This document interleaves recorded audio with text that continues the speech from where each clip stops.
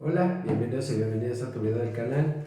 En el día de hoy le voy a dar continuación al video anterior de precisamente pues este problema que yo considero grave de dejar de lado lo social en términos de psicología y psicoterapia. Recapitulando un poquito el video anterior, tomen en cuenta que esto es mi opinión, es mi reflexión, es como una perspectiva propia, entonces no lo tomen como la única visión, la única verdad. Tómenlo como eso, como una perspectiva más. Pueden haber más, ustedes pueden compartir la propia, pueden debatir la mía, pueden preguntarme lo que ustedes quieran en la caja de comentarios, ¿sale? Entonces, recapitulando un poco, yo mencionaba que creo yo que el gremio, que la mayoría de los psicólogos y las psicólogas dejan mucho de lado la cuestión social porque tomar en cuenta lo social implica hacer muchos planteamientos, implica poner muchos cuestionamientos, implica poner en duda muchas situaciones que vivimos en sociedad porque creo que es un punto muy importante. O sea, yo mencionaba y quiero aclarar eso que como que a veces hay una gran diferencia de lo que se vive y que es importante reconocerla dependiendo del estatus socioeconómico, ¿no? No por hacer menos lo que viven personas que viven en una situación mucho más acomodada, porque cada quien tiene sus problemas, tiene sus dolores, tiene sus sufrimientos, y pues son válidos, son respetables, es lo que también nos marca como personas, y eso también requiere atención. Y lo que se vive en estratos socioeconómicos mucho menos favorables, y no solo decir menos favorables, hasta hostiles, violentos, marcados por la pobreza, pues tienen otras problemáticas que también requieren eh, pues ser atendidas, ¿no? En diferentes perspectivas. Pero precisamente el reconocer que existen estas diferencias, tarde o temprano lo lleva a preguntarse uno por qué. O sea, ¿por qué existe esta diferencia? ¿Por qué, a pesar de que dos personas puedan vivir en la misma ciudad, por qué el hecho de que los separen 5 o 10 kilómetros de distancia marca tantas diferencias en su estilo de vida, el acceso a servicios, la calidad, lo que sea, no sé por qué? Y entonces eso también nos lleva a preguntarnos pues, cómo se distribuye la riqueza, la cuestión política, obviamente la cuestión económica, la cuestión de educación, o sea, implica preguntarse muchas cosas. Y creo yo que a mi gremio eso es lo que más miedo le da, empezar a cuestionarse. Creo que eso explica mucho, una parte, eh, del por qué la psicología se ha divorciado tan marcadamente de la filosofía. O sea, la filosofía, si bien a muchos no les gusta, no le encuentran ningún sentido, ningún propósito, pues antecede a la ciencia, ¿no? Históricamente, o sea, la ciencia tiene un marco como muy claro para poder generar conocimiento y eso ayuda, es lo que decía el video anterior, o sea, no estoy diciendo que el método científico no funciona, al contrario, gracias a las ciencias que podemos y hemos avanzado tanto como sociedad en muchos aspectos, no hemos podido mejorar ciertos aspectos de nuestra calidad de vida, pero la filosofía también es importante, antecede, ¿no? Y creo que puede tener un marco más amplio y tiene que ver con cuestiones mucho más subjetivas, más personales, propias, no individuales, que eso no deja de ser importante porque precisamente la suma de estas individualidades es lo que forma una sociedad.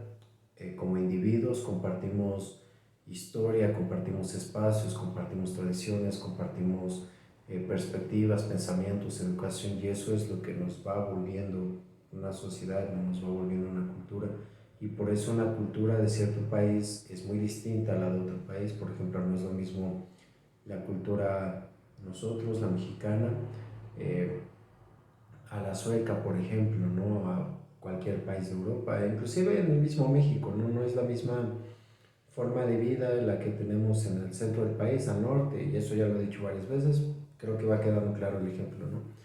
Entonces, empieza como a haber muchos cuestionamientos, o sea, ¿por qué puede llegar a haber tantas diferencias, ¿no? Y entonces eso implica empezar a meterse en muchos aspectos que creo yo, como mencionaba en el video anterior, a mi gremio también le da mucho miedo. Para empezar, o sea, lo que quiero decir es que mi gremio son unos cagones que están cagados de miedo por pronto, o sea, se ofendan o no se ofendan mis colegas, ni modo, esa es mi perspectiva. No todos, yo creo que hay como ciertos colegas a los que yo admiro, que respeto mucho, que ellos veo que hacen como esta labor de cuestionar, de preguntarse, de ser incisivos, de hacer crítica, de propiciar debates, y hay unos que están como muy como apartados del debate, están muy apartados de la duda, porque también esto va relacionado, a lo mejor no vean como la conexión como tan directa, pero empezar a cuestionarse muchas cosas del quehacer social y de la vida social implica cuestionarse muchas cuestiones propias. Lo mismo ocurre en la psicología. Empezar a cuestionarse las cuestiones sociales, valga la redundancia de todo esto, implica también cuestionarse cómo y cuál es nuestro quehacer como psicólogos ante la sociedad. Es muy fácil solamente decir como vivimos en una sociedad como el meme del Guasón de Heath Ledger o de Joaquín Phoenix, ¿no? Y ya, quedarse ahí sin hacer más, sin cuestionar más, sin propiciar algo más. Porque eso también implica, como decía, cuestionarnos qué realmente podemos hacer. Muchos colegas dicen, no, es que la psicoterapia no va a cambiar el sistema y no, tal vez no lo cambie, pero sí lo puede empezar a cuestionar, sí puede empezar a generar dudas en ciertas personas que pueden propiciar ciertos cambios, siempre y cuando se dé esa duda, ¿no? Y entonces eso también implica como reconocer, no como implica reconocer cuáles son nuestras responsabilidades ante todo esto, o sea, cómo contribuye cada uno a esta sociedad. Y ahora sí, aplicando la cuestión del meme, creo que podemos decir que de manera muy general vivimos en una sociedad muy enferma, ahora sí voy a usar ese término, muy enferma, porque es una enfermedad que propicia muchas situaciones que son muy violentas, que propicia situaciones que desgastan la salud y la calidad de vida de las personas en muchos sentidos. Vivimos en una sociedad, ahora sí sale como el meme, en la que para empezar las relaciones de trabajo se plantean desde la objetivización, no desde el trato como personas, como humanos. Muchas empresas, muchos patrones, muchos jefes, muchas jefas, directores, etcétera, etcétera, etcétera, tratan a sus empleados como cosas, como objetos, como máquinas a las que pueden llevar al límite, y si no lo hacen, los despiden fácilmente y contratan a alguien más, y entonces los ven como objetos que son reemplazables, en lugar de verlos como personas que tienen necesidades, que tienen deseos, que tienen sueños, que tienen muchas cosas, que son personas, ¿vale? Entonces, eh, eso por un lado, o sea, como que la cosificación del ser humano habla precisamente en términos laborales de una visión, eso, cosificante, ¿no? Que desmerita, que desvaloriza, que hace menos lo que una persona es. Pero esto también se traslada mucho a lo familiar. En lo familiar creo que no es raro ver ni escuchar, y si ustedes reflexionan, tal vez hayan vivido algo similar o tengan parientes que hayan vivido eso. También está esta cuestión de la cosificación. Muchas personas, muchos padres y madres hablan de sus hijos como suyos, no en el sentido de la relación, no de es mi hijo porque esa es la relación que tenemos. Es mi hijo, soy su padre. Es más una cuestión de es mi hijo porque es mi objeto, y porque como es mi objeto y como es algo chiquito de mí, lo voy a moldear a lo que yo quiero, a lo que no pude ser, a lo que yo deseaba de mí, o quiero ver un reflejo, quiero ver como la canción de Serrat, no sé si ustedes la han escuchado, que empieza diciendo: a menudo los hijos se nos parecen y así nos dan la primera satisfacción. No me acuerdo el nombre de la canción, pero con eso lo googlean o lo tararean, no, no sé si que la encuentren. Creo que eso ya dice mucho, ¿no? Es como que entre líneas creo que se puede entender que muchas veces la paternidad y la maternidad es un proyecto muy narcisista, ¿no? Es como dejar un legado. Tita la gatita está de acuerdo con lo que voy diciendo o no, quién sabe. Pero es eso, ¿no? O sea, eso ya habla como de estas formas de relación que parten de lo familiar. Y como decía Freud, ¿no? La cuestión de la transferencia tiene mucho que ver con la forma en la que se relaciona uno con sus primeros objetos de amor, madre y padre, y eso se va reproduciendo a lo largo de la vida con pareja, amigos, jefes, diferentes situaciones, ¿no? Entonces, eso ya habla mucho de esta situación, ¿no? Y entonces, eh, obviamente, ninguna relación está exenta de sus corajes, de sus rencores, de sus odios, pero esto se puede intensificar, exacerbar, si de por medio está este tipo de relación, ¿no? De cosificación, porque eso también habla de una explotación en mayor medida, habla de mucha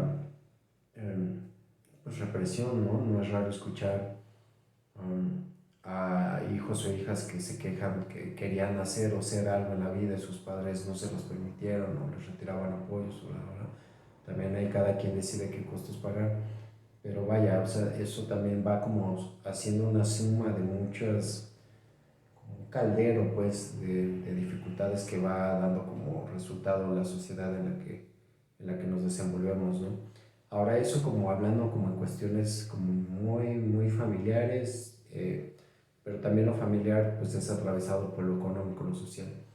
Otro aspecto que creo que vemos en México, y todo esto ya lo desarrollaré después en otros videos que tengo pensados hacer, es que precisamente como vivimos en una situación económica muy precaria, um, tenemos familias que pues que sobreviven como van pudiendo. Muchas veces en una casa vive el abuelo, la abuela, tío, tía y viven como 4 o 5 familias ahí pegados. Se movió un poco la cámara porque está jugando, pero no hay problema. Eh, y aparte, pues nunca falta esta situación del padre ausente, ¿no? En México es muy común, creo que en la mayoría de las culturas pasa en mayor o menor medida, pero en México yo veo muy acentuado eso, el padre ausente porque no quiso, no pudo con la responsabilidad de los hijos, porque se le pasa trabajando todo el día y por eso no está presente, o sea, por una u otra razón no está y eso sí afecta muchísimo. Entonces, hay muchas cuestiones familiares de odio, de rencores, de abandono, de violencia, porque eso también pasa mucho en México, ¿no? Que ante la falta de herramientas, de capacidades para comunicarse, para poner límites, porque, y ojo, no es justificación, pero muchos padres están muy rebasados porque no pueden vivir su propia vida y trabajar y criar hijos y llevarlos y traerlos y todo lo que conlleva vivir en estos tiempos. A veces no cuentan con las herramientas suficientes para comunicarse, para poner límites, para expresar, y entonces lo más fácil, a veces lo más rápido, pues es ponerles un estate quieto con la violencia. O sea, eso es por poner un panorama, repito, no es justificación, pero veo que eso pasa mucho. También lo que pasa mucho es que precisamente las cuestiones de pobreza, de desigualdad, de falta de acceso a trabajos bien pagados, dignos, ¿no? Que den prestaciones, que den lo básico para vivir de manera digna, pues conlleva que pues, el índice de criminalidad aumente, ¿no? Hay muchas más personas que se incorporan a las líneas del narcotráfico, secuestro, el robo. Por ejemplo, acá en Puebla en los últimos años, digan lo que digan, porque aparte ya casi van a ser elecciones el próximo año, entonces ahorita todos se paran el cuello de que, uy, lo que hemos hecho en este sexenio y en este tiempo, y pues mis huevos, no es cierto, ¿no? Creo que todas las personas que van de a pie en algún momento del día o todos los días, pues saben que las cosas están más peligrosas, más complicadas, que hay que cuidarse más, entonces todo eso suma para que vivamos en una sociedad que es violenta, que es cosificante, que es peligrosa, ¿no? Que tiene sus variaciones ahí, que vivimos con mucha discriminación, con mucha homofobia, con mucha transfobia. Entonces, el sistema de justicia, pues sí se ofende ni modo, pero tampoco es útil. O sea, el sistema de justicia en México es prácticamente uno que está regido según el dinero. O sea, las personas que tienen dinero pueden evitar ir a la cárcel, aunque hayan cometido los crímenes más graves, pues no pisan la cárcel, y los que son pobres están ahí, a veces sin condena, sin sentencia ni nada. Entonces, creo yo que estamos viendo sociedades muy enfermas, muy enfermizas, en la que la primicia o la base es quien tenga más dinero es quien acceda a mejores servicios, y la forma de hacer dinero muchas veces es aprovechándose, explotando o humillando a otras personas o tratándolas como viles objetos, hablando de cuestiones laborales, pero también está la trata de personas, está la prostitución, está todo esto, ¿no? Que también es muy grave, que es una situación muy complicada que muchas personas viven. Y entonces, pues todo eso propicia que tengamos personas que viven la violencia porque no encuentran forma de salir de ella, o porque en la violencia encuentran formas de subsistir de alguna forma. Y por otro lado tenemos personas que estando ahí mismo o por enajenación o por evadir toda esta realidad tan dura, se la pasan enajenadas con las redes sociales, con TikTok, con videos pendejos, perdón por decirlo así, pero por ejemplo mis colegas hacen gala de su estupidez ampliamente en TikTok, dando consejos y tips, todos idiotas y mediocres y completamente separados de la realidad que vivimos aquí. Como que el gremio piensa que somos todos gringos y que no somos gringos blancos, adinerados, como eso, pues, o sea, hay una negación muy grande de la realidad y una evasión muy, muy dura, ¿no? Que a mí me recuerda mucho a 1984, que ya sé que lo menciono mucho, y también a Un Mundo Feliz de Aldous Huxley. O sea, es o sea, yo comprendo que las realidades que se viven en nuestro país son de verdadmente horribles, son cruentas. Por mencionar otro ejemplo, hay muchas personas que están buscando a sus seres queridos porque están desaparecidos, porque no saben dónde están, no saben qué les pasó, no saben si fueron grupos delictivos, si fue el Estado, si no sé, o sea, muchas cosas muy complicadas, ¿no? Y por otro lado, repito, tenemos personas que se la pasan en TikTok 3 4 horas de toda la tarde ahí viendo videos como si, o sea, y los veo, ¿no? Con cara de enajenados, casi casi se les sale la baba. Y a lo que voy es que tenemos estos dos escenarios donde vivimos una realidad muy cruel y tenemos al mismo tiempo fugas, enajenaciones, evasiones. También la cuestión de las drogas, del uso de sustancias va mucho de la mano de ahí, la religión también, como lo planteaba Freud en El malestar en la cultura. Como que eso es lo que va quedando ante una realidad y ante una cultura y una sociedad tan desesperanzadoras. Pues a veces lo que queda es enajenarse, ¿no? O sea, hay personas que no encuentran forma de lidiar con esto y entonces se la pasan evadiendo de diferentes maneras, y entonces ese es el punto al que quiero llegar. Si nosotros como gremio no empezamos a cuestionarnos estas partes sociales, nos volvemos cómplices de eso y entonces nosotros mismos empezamos a propiciar enajenaciones e ilusiones de cómo no lidiar con esto. Repito, mis colegas hacen gala de eso en las redes sociales. Se la pasan diciendo que toma agüita, que haz yoga, que encuentra un amor bonito, que si abrazas un árbol, que todo eso, ¿no? Que los tips para identificar si tienes depresión o ansiedad, cuando en realidad no estamos como preguntando ni cuestionando cómo es que llegamos a este punto y cómo es que todos estamos siendo parte de esto. Y al mismo tiempo de que al no hacerlo existe una complicidad, también hay colegas y hay muchas personas que empujan a que las personas se alienen a esta sociedad. Hay personas que no toleran la diferencia, hay personas que no toleran lo nuevo, hay personas que no toleran la incertidumbre, hay personas que no toleran ver a otras personas que cumplan sus deseos, sean los que sean, y entonces tratan de que todos estén a la par de lo que esta sociedad pide. Hay muchas personas, ojo, y no digo que lo conservador sea lo peor y que lo liberal sea lo mejor, sino que hay que empezar a cuestionarnos porque, ejemplo, muchos colegas, eh, precisamente porque no van a terapia ni se cuestionan las cuestiones sociales ni culturales de su entorno, ni sus propios deseos, ni sus propios problemas, se la pasan diciendo, bueno, es que te tienes que llevar mejor con tu papá, es que tienes que resolver esto con tu mamá, es que tienes que, ¿por qué no vas a constelaciones a resolver todo este pedo para que te lleves bien con tu familia? Como sea obediente, honra, muy religioso al asunto, ¿no? Honra a tu papá y a tu mamá. Y si no vas a vivir en culpa y si te sientes culpable es porque no te estás portando bien, y toda esta bola de mamás rechadas que en realidad no tiene un fundamento, en realidad, bueno, tiene un fundamento moral, pero no se trata de una cuestión, o sea, ¿cómo vamos a aceptar la moralidad de algo que está enfermo? O sea, no, a mí no me cabe en la cabeza esa congruencia, para mí es una incongruencia muy grande. O sea, no me cabe en la cabeza que estemos, que el gremio esté predicando estas frases sin ningún cuestionamiento, pero repito, o sea, el cuestionarse todo esto implica echarse un vistazo a sí mismo, implica cuestionar la propia familia, la propia posición económica, eh, el trabajo, o sea, todo lo que a una persona conlleva. Miren, aquí está Tita. Ya se presenta la tita, la tita. Este, Ah, y entonces, esa es la cuestión, o sea, lo social y lo individual están unidos desde el inicio de la vida de una persona, que eso es algo que creo que Freud planteó muy bien. Repito, creo que mis colegas um, perdieron mucho el piso, en especial mis colegas de terapia familiar, porque así lo planteaba Humberto Lafi y así muchos colegas de terapia, por ejemplo, Václavic, eh, creo que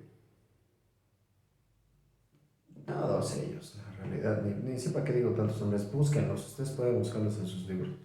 Muchos dicen, yo era psicoanalista y era analista junguiano, era freudiano, era bla, bla, bla, bla, bla, y como que ya me cansé de ser paciente y ni siquiera eran pacientes para empezar.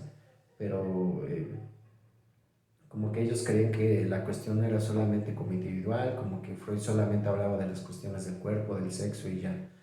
Pero no, o sea, Freud, desde, tal vez no desde el principio de su obra, pero sí planteó gran parte de su obra la cuestión de cómo lo individual, cómo lo sexual, cómo las cuestiones del cuerpo pues interactúan con lo social y eso provoca miedos, genera angustias y eso tiene mucho que ver con cómo se forma la personalidad de una persona y entonces le hace frente a las cuestiones exteriores, internas y las sociales y entonces es un vaivén muy grande, o sea, eso es lo importante aquí reconocer que el individuo es un vaivén de lo interno y de lo externo, de lo individual y de lo social. Entonces es una cuestión dialéctica, o sea, una persona no se puede formar a sí misma como si fuera una célula que explota. Ah, no es cierto. Qué mal chiste de Caifanes, pero sí. O sea, no es como que seamos estos como estas células chiquitas, no sé si ubiquen estos ositos de agua que les dicen que son así como microscópicos y entonces andan como en su vida microscópica ahí nadando y comiéndose otras células y como que pues, se parten y así, o sea, no somos así. Inclusive ellos interactúan con su entorno, inclusive ellos pelean, comen, mueren, se reproducen, o sea, lo social y lo individual es una dialéctica, es algo que se va construyendo y que tiene que ver con cuestiones de poder, o sea, la cuestión económica, la cuestión social, la cuestión familiar, se reconozca o no tiene que ver siempre con cuestiones de poder. Y es algo que muchas veces, como en 1984, se plantea. La realidad es que desde hace muchos años sí tenemos suficientes recursos como para distribuir y entonces las personas salgan de la pobreza. La realidad es que sí existe eso. La pregunta es por qué no lo hemos hecho. Y creo que la respuesta, como el libro también lo plantea, es que eso implicaría que las diferencias de clase desaparezcan y entonces ya no habría un amo, ya no habría un esclavo, habría una igualdad ahí, o sea, el poder ya no residiría en una parte, sino en todos y los que tienen el poder pues no quieren soltar eso y eso no es solo en lo económico, o sea, eso también pasa mucho en la psicoterapia, en la psicología. Muchos colegas así manejan su terapia, muchos de ellos lo manejan como el terapeuta está aquí y entonces el paciente está aquí y entonces el paciente es al que le toca obedecer, al que le toca llevar los tips, las tareas, aplicar todo lo que le dice el terapeuta, sometiéndose a él y entonces también por eso tenemos cuestiones de resistencia, pero no de los pacientes, sino de los terapeutas, porque se resisten a ponerse al mismo nivel, porque eso implicaría estar al nivel de ser una persona, implicaría reconocerse un sufriente como el paciente, implicaría reconocerse como alguien carente como el paciente, eso implicaría tocar la parte humana. Y creo que ese es uno de los puntos más difíciles que le cuesta reconocer a la sociedad y a mi gremio, de que en realidad no todo lo podemos, que precisamente esa avaricia de querer poderlo todo y hacerlo todo es lo que está acabando el planeta de manera literal. Nos estamos acabando especies enteras, estamos desmadrando el medio ambiente con la contaminación, etcétera, etcétera, etcétera. O sea, el no reconocer que uno está capado, que uno está castrado, que uno no lo puede todo, lo lleva con esta fantasía de que todo lo voy a poder, ¿no? Que también así es como se da el dinero, ¿no? Como lo planteaba Lacan en el discurso capitalista de si yo tengo suficiente dinero, puedo cumplir todos mis deseos, todos mis caprichos y entonces no me va a faltar nada. Esa es como la búsqueda constante del ser humano, que no falte nada, ¿no? En parte se entiende, o sea, creo que esa es como la esencia del deseo, la esencia del deseo como de me falta algo, me muevo y lo cumplo, ¿no? Pero hay una gran diferencia entre ir cumpliendo poco a poco, porque eso que se cumple al final también deja una carencia, eso que se cumple conlleva una pérdida, conlleva el cierre de un ciclo y eso genera otro deseo, pero eso es lo importante porque eso conlleva que la vida siga avanzando, que la persona siga avanzando. Cuando tiene todo resuelto, cuando no le falta nada, cuando puede casi casi tronar los dedos y se le da porque tiene muchísimo dinero, entonces empezamos a tener personas muy destructivas, que es lo que tenemos en estas cúpulas del poder, ¿no?